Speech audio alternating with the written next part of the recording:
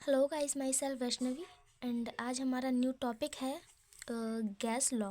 जैसे कि हम पहले पढ़ चुके हैं, हम लोगों ने मैटर के बारे में स्टडी की थी। उसके बाद फिर हमने सॉलिड, लिक्विड और गैस के बारे में पढ़ा था। वैसे ही आज हमारा एक जो टॉपिक है गैस लॉ, उसके लिए हमें सबसे पहले पढ़ना पड़ेगा बॉयल्स लॉ। ठीक है ना। देखिए, बॉयल्स लॉ जो था वो एक जो साइंटिस्ट थे जिनका नाम था रॉबर्ट बॉय। ठीक है ना। और कोई भी लॉ को पढ़ते हैं उसमें क्या होता है कि ना प्रेशर, वॉल्यूम, टेम्परेचर, ईटीसी आदि मतलब काफ़ी सारी चीज़ें आती हैं। ठीक है ना। इसमें हम लोग क्या पढ़ेंगे कि प्रेशर एंड वॉल्यूम, उसमें कुछ रिलेशन होगा क्रिएट, जिससे कि हमारा जो रॉबर्ट बॉय थे इन्होंने एक रिलेशन दिया जिसका नाम है बॉयल्स लॉ। ठीक है ना। एक लॉ दिया था जिसको हम लोग बॉयल्स लॉ कहते हैं। ठीक है। देखिए, वॉल्यूम से तो आप लोग अच्छी तरीके से परिचित होंगे।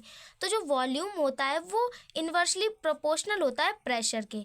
और एक बात याद रखिएगा कि ऐसा मतलब इन्वर्सली का मतलब क्या होता है। देखिए, अगर वॉल्यूम इंक्रीज होगा, ठीक है ना, अगर हम किस चीज़ का मतलब कि वॉल्यूम बढ़ाते जाएंगे, उसके लिए मतलब एरिया बढ़ाते जाएंगे, ठीक है ना, तो जो प्रेशर होगा वो कम होता चला जाएगा। और प्रेशर बढ़ाएं तो वॉल्यूम कम हो जाएगा, वॉल्यूम बढ़ाएंगे तो प्रेशर कम हो जाएगा। ये चीज़ हमेशा, और वो भी किस में, इन कांस्टेंट टाइम टी, एक नियत टाइम, एक नियत समय टी पर। टाइम को हमेशा हम लोग टी ही मानते हैं, तो एक नियत टाइम जो होता है वो टी पर।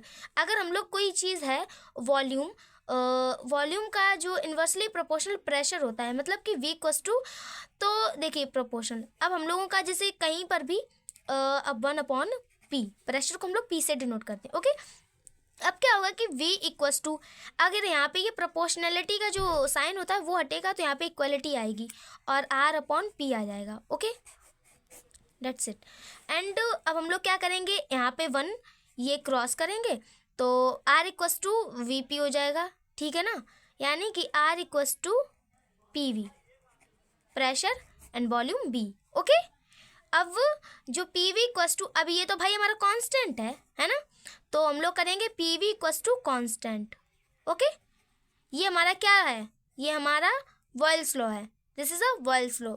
आप लोग स्क्रीनशॉट भी ले सकते हैं और इसमें एकदम सिंपल सा लिखा हुआ है, इसे हम लोग अपनी सिंपली लैंग्वेज में भी लिख सकते हैं कि if a constant time T, उस पर अगर कोई मतलब जो टाइम होता है वो टी है, उस पर अगर हम लोग कोई वॉल्यूम को इन्वर्सली प्रोपोर्शनल प्रेशर के कर देते हैं तो वो हमारा बॉयल्स लॉ हो जाता है। ठीक है।